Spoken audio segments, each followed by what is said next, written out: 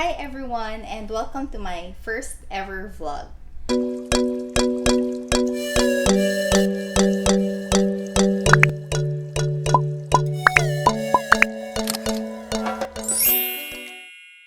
I've been wanting to start a vlog since last year but I didn't get the chance to do so because I got really busy adjusting dito sa Singapore, yung buhay dito sa work and also exploring the country. And last year din, I got pregnant. Tapos, medyo maselan yung pagbubuntis ko. Kaya, it was really impossible for me to start one. Honestly, this is not what I imagined my first vlog to be about. But, since we're in this situation, itong COVID situation, I thought na this might be helpful. Lalo na sa mga mommies like me who are planning or who wants to return here in Singapore with their babies. Pero yung mga wala namang kasamang bata, please do continue to watch kasi para sa inyo din naman to eh. Same lang naman yung process. Let me introduce myself first. My name is Zarah Jay. You can call me Zarah or Jay, pero ako I prefer Jay. And I do have a 10-month-old daughter. Her name is Siola. Andun siya, natutulog. And yung daddy ni Siola, my husband is Cyril. And kami ni Cyril, we used to work in the Middle East for like 7-8 years, mga ganyan.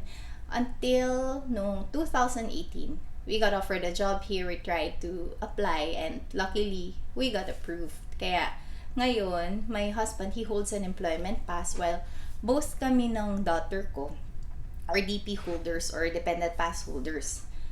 But ako, before COVID, I was working din dito kahit DP lang yung hawak ko kasi I have this tinatawag nilang LOC or yung letter of consent which comes from the government din. And that letter allows me to work here in Singapore legally. Ang haba ng intro ko. Pero, yeah, yung mga next kong sasabihin, ano naman na siya. Actually, a little backstory pa din siya on how I got stuck sa Philippines kami ni baby and paano kami pabalik dito sa Singapore, ano yung mga kinailangan naming requirements, updated requirements as of December 2020. As I've said kanina, we arrived here ng 2018, November 2018. And then after 5 months, I got pregnant agad ng April 2019. And umpisa pa lang ng pregnancy ko, nakaset na sa mind namin na I will be giving birth sa Pinas. My due was February 2020, kaya January 2, as in day after New Year, we flew home na agad. Hinatid na ako ni Cyril sa Pinas. Tapos, okay naman, nasusunod naman yung plano hanggang sa, totoo nga, I gave birth ng Feb.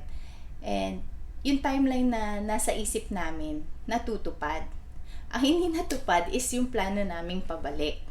The original plan was to return kapag 3 months old na sana si baby.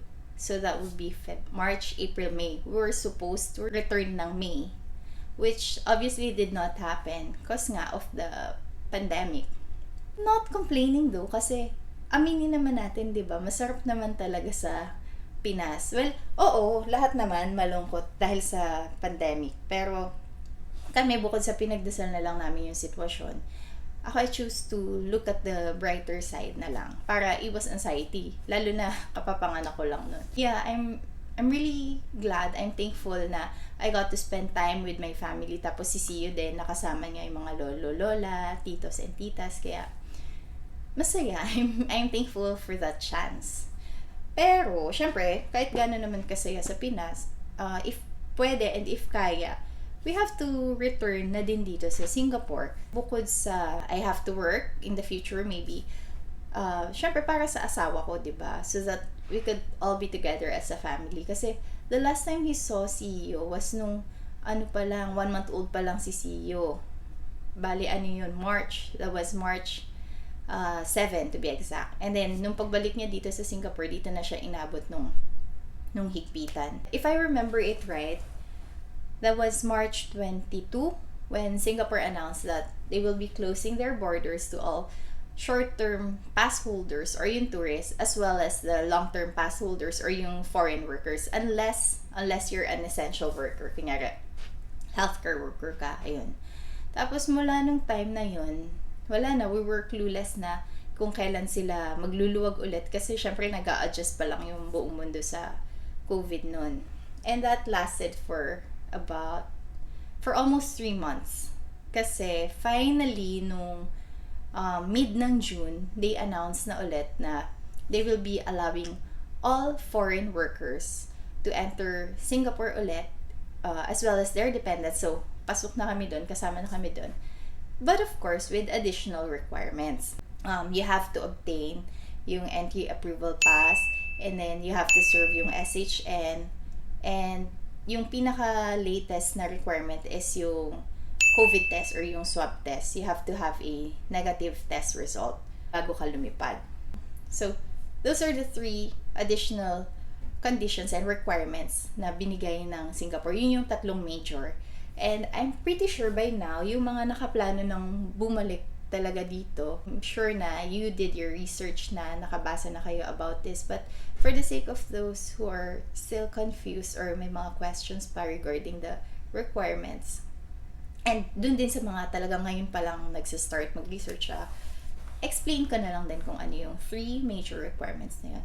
Let's start with the entry approval pass. Okay. Yung entry approval pass, parang for me, it serves as your gate pass. Parang ganun. It serves as your gate pass kasi ito yung additional document na hinihingi before ka lumabas ng Pinas and bago ka mag-enter ng Singapore. Okay. This, you can apply din sa MOM. Sila din yung nag-i-issue nito, ang government syempre. The earliest you could apply for this is 30 days prior sa date ng lipad mo or sa date ng flight mo. For example, kunyari ako, I want to leave ng January 10. I can apply for this ng December 10. Pwede naman mas late, 11, 12, 13, 14. Pero hindi na mas maaga ng December 10. Yun na yung pinaka-advance. If you're employed, the one who should apply for your entry approval pass is your employer, of course. But if you're unemployed, the one who should apply for it is yung employer ng sponsor mo. Gets ba? Hindi. Okay. For example, kunyari ako, employed ako, ang mag-a-apply nito is yung boss ko. Pero if unemployed ako, ang mag-a-apply nito is yung boss ng asawa ko. Kasi siya yung sponsor ko. Okay, so where do you start? How do you start applying for an entry approval pass? The first thing you have to do is to decide muna kung anong date mo gustong umalis. Sample scenario ulit, kunyari ako, I wanted to leave sana ng January 10, kunyari. The next thing I have to do is to check online if may available flights on that date. Tapos pag sure ka na may flights sa araw na yon, huwag mo munang babayadan yung ticket. Ang next mong gagawin is to tell your employer or yung employer ng asawa mo to try and apply for that date na.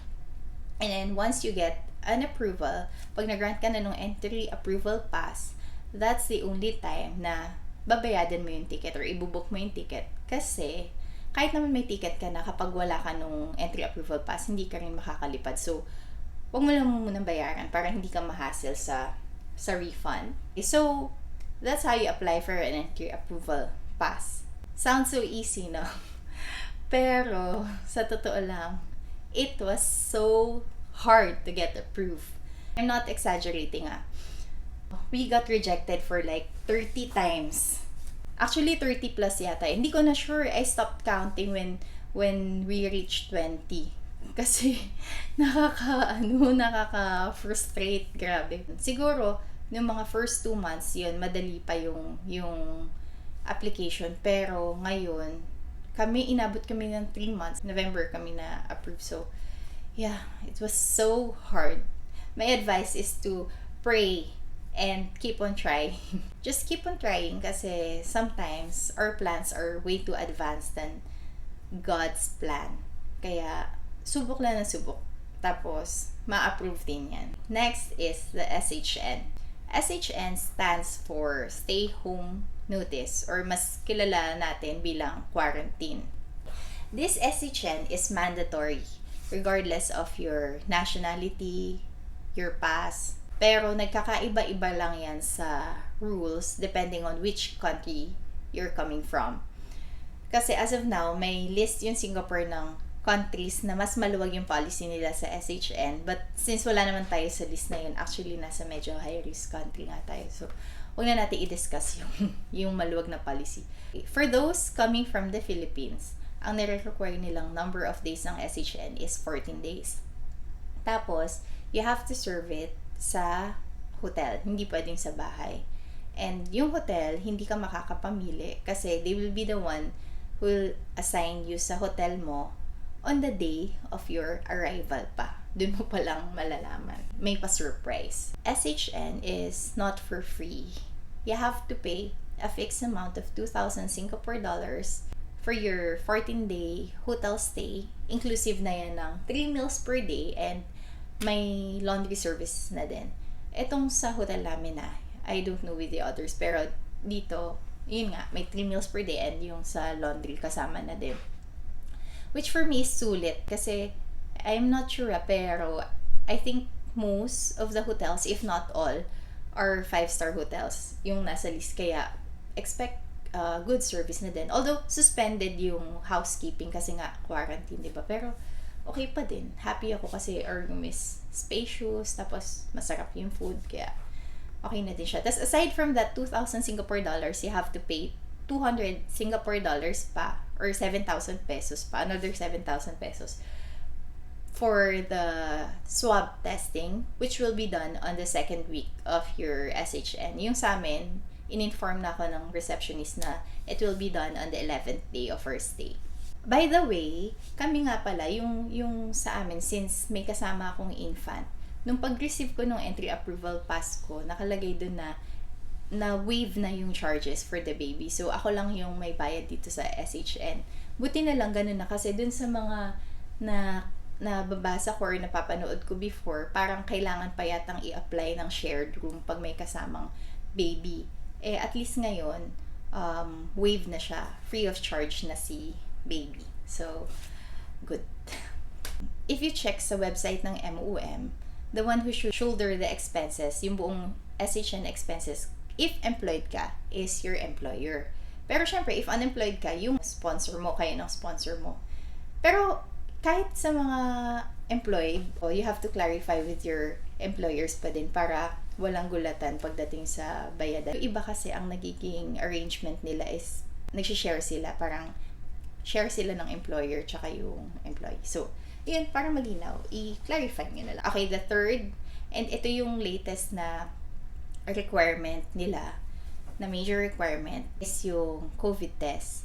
You have to have a negative COVID test result 72 hours prior to your flight. And this was only implemented noong October 19, 2020. Inabot na kami sa sobrang tagal naming makakuha ng entry approval pass. Sa totoo lang, mixed emotions ako dito sa latest requirement na to. Good and sad din. Good siya for me in the sense na you get that extra peace of mind. Kasi, di ba, nakaka-paranoid naman talaga sa plane. Lalo na pag may kasama kang baby, nakaka-paranoid na hindi mo alam baka dun ka pa magka-COVID or hindi mo alam kung yung kasama mo ba sa plane infected or not. So, at least, with this test, alam mo na lahat kayong lumipad nag-negative sa COVID. Kaya, kahit pa paano, mas bawas-bawas nervyos na. Ito yung sad part. Sobrang nakakasad talaga. Nobody's exempted. Even yung mga bata, even yung mga 12 years old and below are required to submit din itong negative COVID test result. So, imagine, si Siyo, 10 months old pa lang, magsuswab, sinwab siya. Buti na lang nakaraos. Pero, ayun, wala naman tayo magagawa. We have to follow the rules. Lalo na nakikipasok lang tayo sa bansa na may bansa, and ito pang bansa na to, din talaga, they put so much effort in trying to control yung COVID cases, especially yung imported cases nila. Pag magaling naman yung gagawa, it's not so bad. Alam mo yun, yung iyak niya parang more on irita kasi tinatry ko siyang i-hold ng matagal. Parang hindi naman dahil sa masakit or what.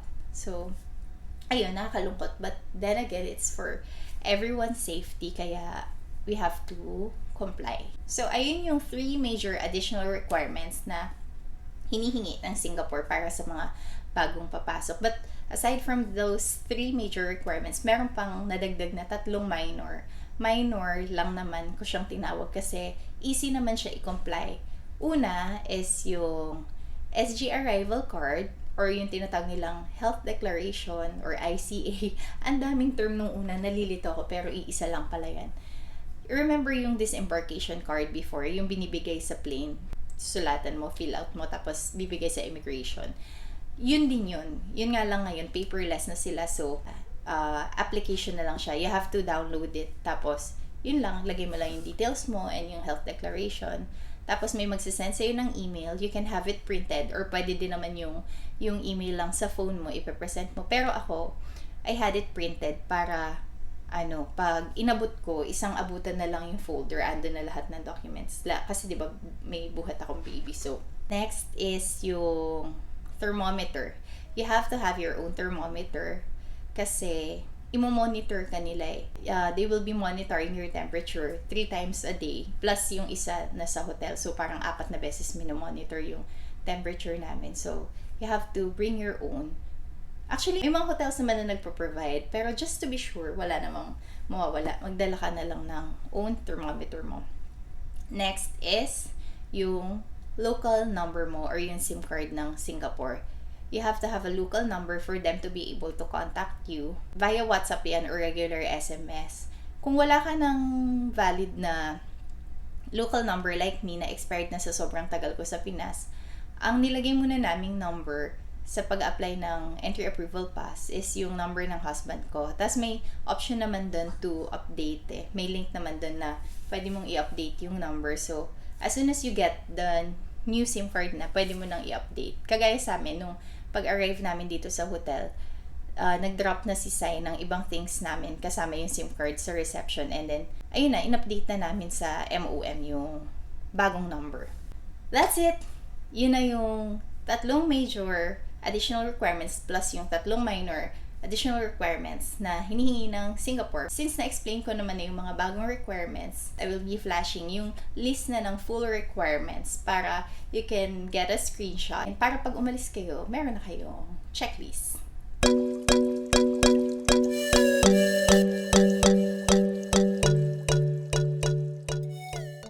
Okay, so that's it for my first vlog. And thank you for watching kahit napakahaba. And sa ngayon, I'm just really happy na nakaraos na kami dun sa biyahe and nandito na kami sa hotel. And since matagal pa kami dito, my next upload would probably still be about SHN. Kaya if you want to get updated, please do subscribe. And yung sa everyday life naman namin dito, I try to upload IG stories sa Instagram. So, please follow me on Instagram too. Thank you and God bless us all. Mwah!